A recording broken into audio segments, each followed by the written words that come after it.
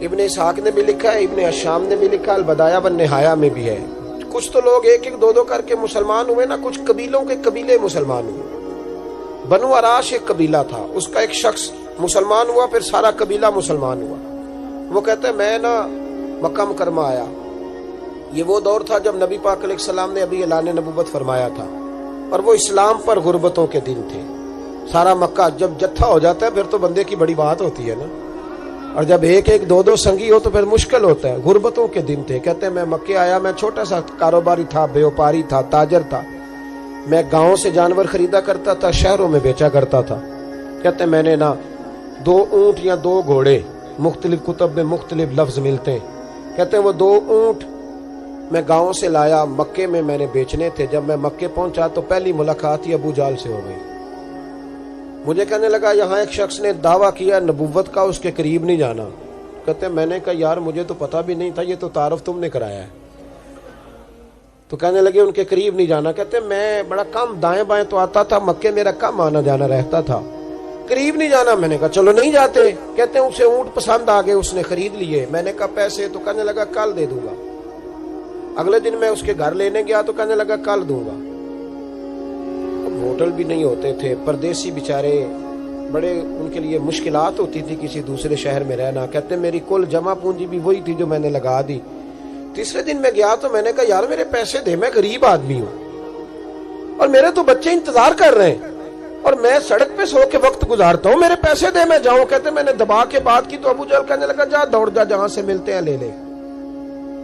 کہتے ہیں پردیس تھا, انشاءاللہ پردیسی کوئی بھی نہ تھی, کخ جنا تو پارے.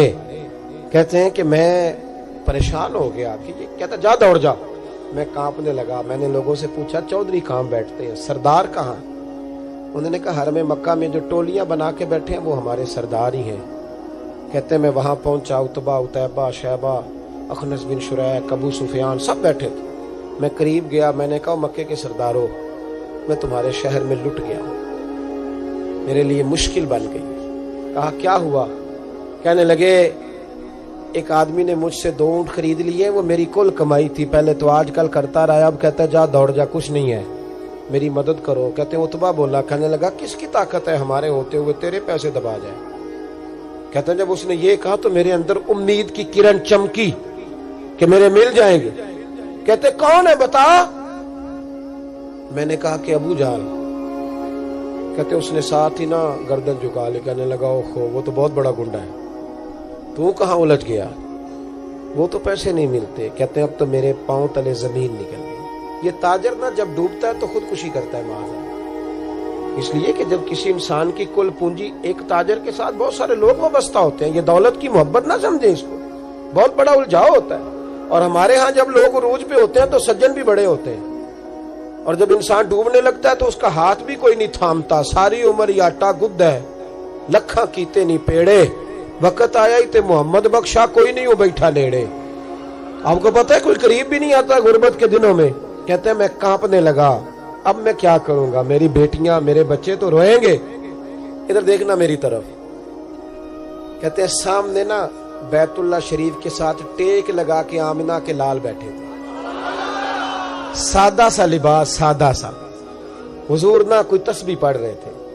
اتبا نے معاذ اللہ ثم معاذ اللہ, نقل کفر کفر نہ باشد, پبتی کسی مذاق کیا. کہنے لگا وہ جو بیٹھے نا وہ تیرا مسئلہ حل کر سکتے ہیں. وہ کہتے اس نے یہ کہا اور باقی ہنسنے لگے. مجھے سمجھ نہ آئی کہ بھیجتے بھی ہیں اور ہنستے بھی ہیں. انہوں نے تو معاذ اللہ مذاق کیا نا کہ آج کل تو بڑا سارا مکہ مخالف ہے, تو وہ کیسے جائیں گے, اور ابو جہل سب سے بڑا مخالف ہے.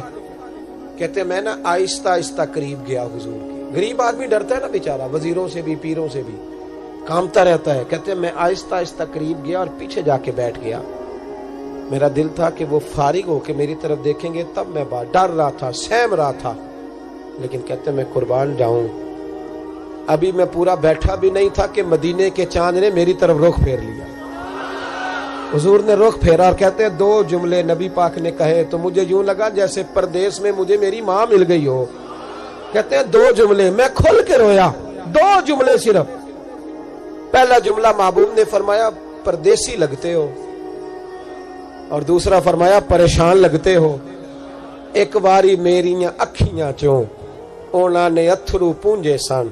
ਹੁਣ ਤੇ ਚਸਕਾ ਪੈ ਗਿਆ ਰੋਣੇ ਦਾ, ਹੁਣ ਤੇ ਚਸਕਾ ਪੈ ਗਿਆ रोने दा ते हर वेले आहोजारी दा।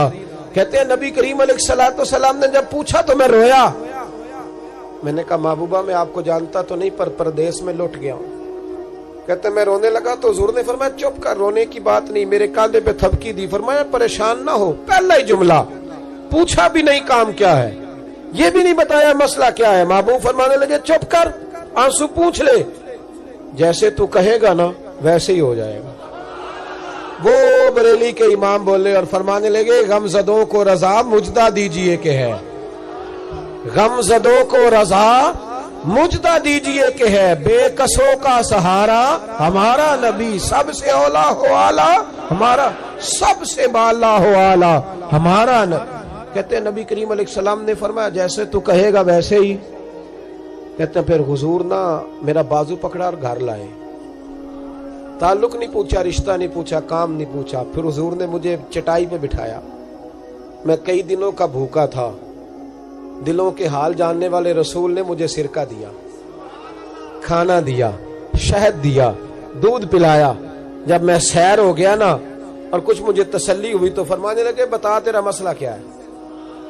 मैंने कहा या रसूल अल्लाह सल्लल्लाहु अलैहि वसल्लम 2 ऊंट बेचे थे, हुजूर को जानते नहीं अभी तक, 2 ऊंट बेचे थे, खरीद ली अबू जहल ने, पहले तो आजकल करता रहा, अब कहता है दौड़ जा कोई नहीं। हुजूर प्रदेश में लौट गया हूं, सरदारों के पास गया हूं तो वो कहते हैं वो तो सबसे बड़ा गुंडा है, वो तो नहीं देगा। कहते मैंने बड़ी बातें सुनाई तो महबूब ने हल्का सा जुमला, कख सवाद नहीं मिश्री अंदर, असा खंडा मी चख डिठियां, इन्हां सारियां शैवां नालों गल्लां सजन दियां मिठियां।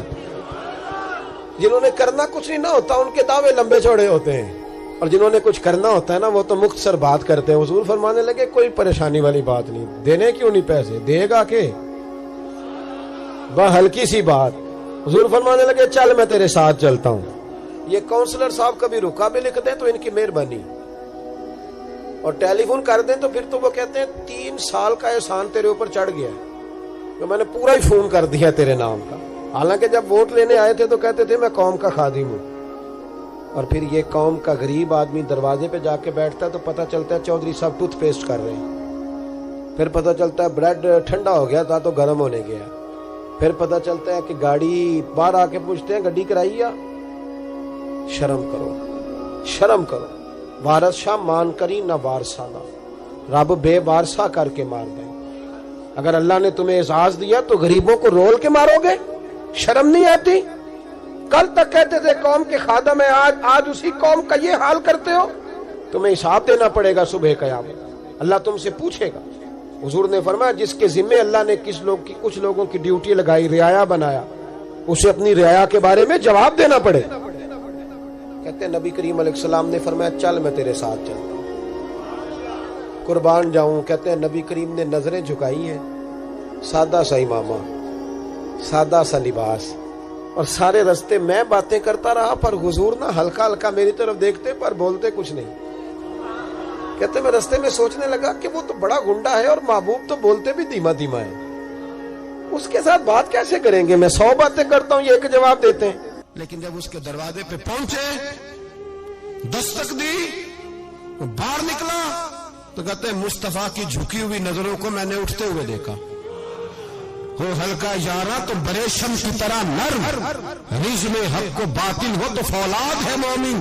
कहते उठती हुई देखी नजरें, और मेरे हबीब पाक ने नजर उठाई और एक जुमला, और उस जुमले के अंदर ताकत खुदाई।